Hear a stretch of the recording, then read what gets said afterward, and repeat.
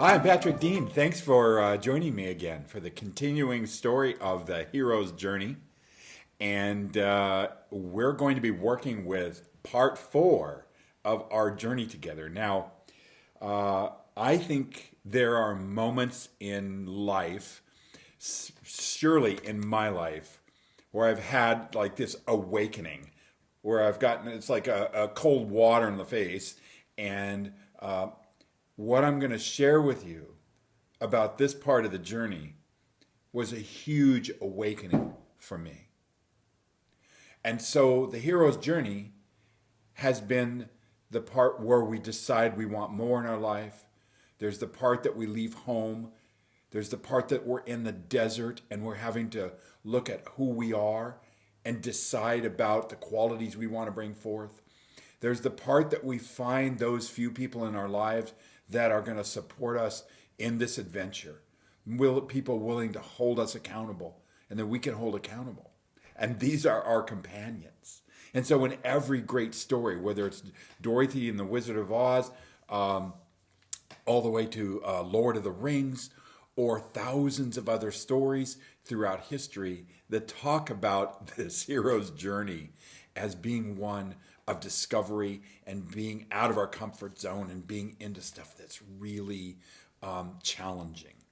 And this part of the hero's journey personally challenged me.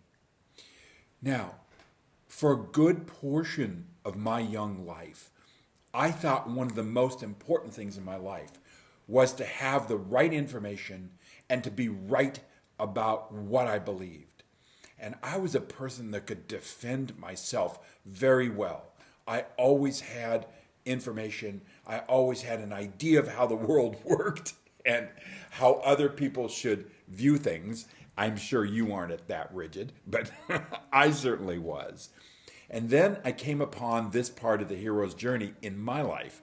And this was the part of the hero's journey where we come upon something called the village. So the hero, all of us come upon this village and we see that everything in this village, all the people, the children, everything works in great harmony, as opposed to what I experienced before, which was the world out there working at cross purposes with themselves, at myself working at cross purposes with myself as well.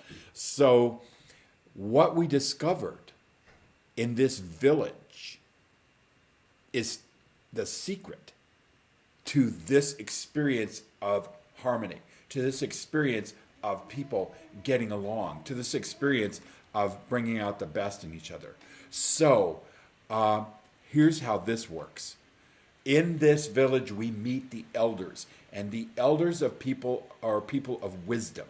People of wisdom are incredibly important in our hero's journey, that we meet those people. Those people of wisdom are people who have been there, taken the journey ahead of us, and that know some of the pitfalls, know some of the challenges, and know some of the dangers of a hero's journey.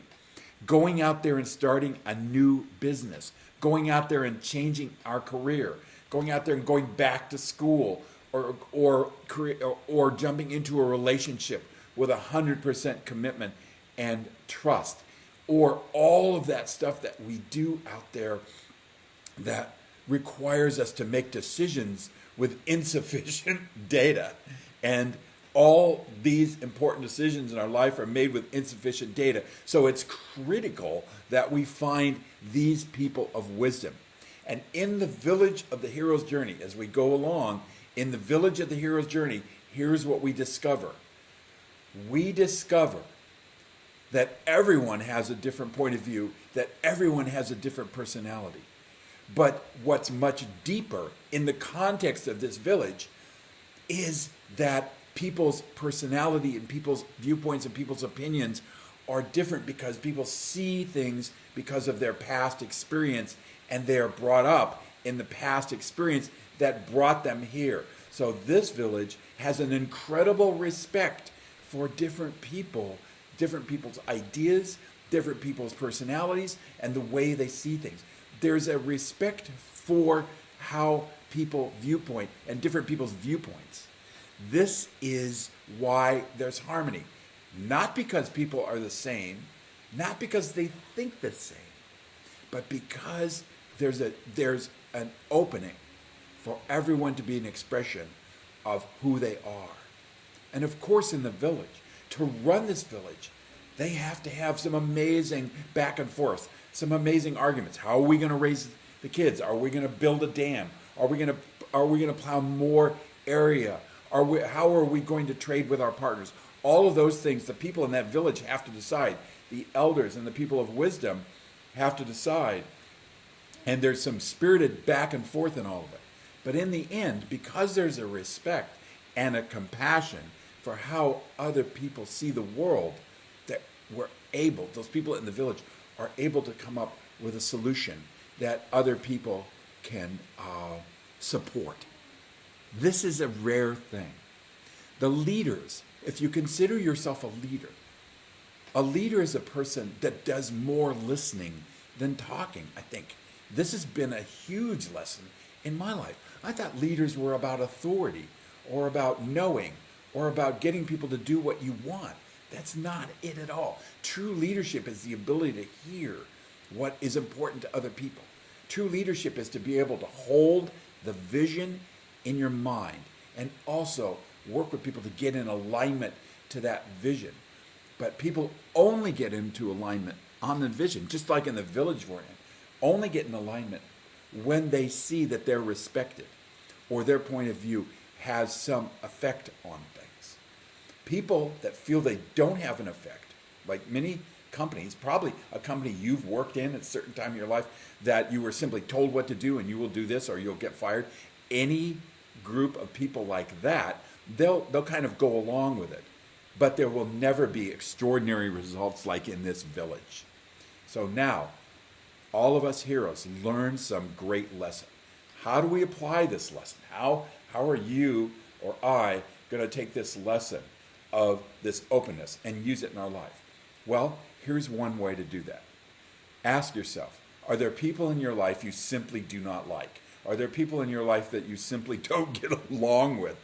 And when I ask this in a training or when I'm talking to people, I'll have a lot of people raise their hand and about thinking about these people in their lives that they simply don't like or don't get along with or don't understand. And part of what we're to do here is to step back and look at their point of view or look at how they got here that was different than the way that we got here, and look at that and take a look at their experience and give that some weight rather than simply saying they're wrong or they're stupid or they're crazy or whatever we label these people that don't agree with us. So part of this is truly making a stand for yourself, like we did in the desert when you chose those qualities that were important to you, like honor and honesty and openness and trust, courage and care, and compassion. You chose qualities that you were going to step into your hero's journey with. Also, along with making that stand, we also have a stand for other people's ideas or a place or an opening. Now, this village, we can learn one of the greatest qualities that I think this quality has changed my life. Absolutely, when I saw the importance of it. And here's what the quality is. The quality is curiosity. I mean a deep interest in the world and in other people and what got them here. This idea of curiosity will completely shift you from the defense of your position into a place where the world starts to become in color around all the things that we can learn. We don't have to agree with people all the time. We don't have to agree with all the stuff that's coming in. But the idea that we can be curious about it and bring it into our lives is it was just a life-changing moment for me. From going from fixed idea and fixed position into the world becoming more curious in the world. So start thinking about your life in curiosity. What can I learn this week? What can I be open to this week? What can I let go of in my judgment about other people that's going to keep them from sharing anything with me?